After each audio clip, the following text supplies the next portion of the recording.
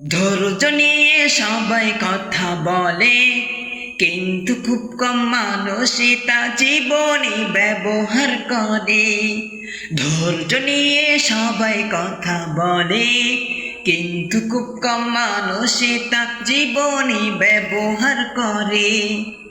যে ব্যক্তি সত্যিকার শান্তি পেতে চায়, যে ব্যক্তি সত্যিকার শান্তি পেতে চায়, তাকে অবশ্যই ধৈর্য ধারণ শিখতে হবে ভাই।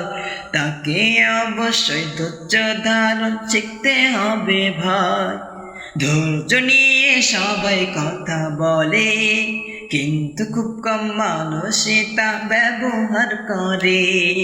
ধৈর্য নিয়ে সবাই কথা বলে, কিন্তু খুব কম মানুষই তা জীবনে ব্যবহার করে।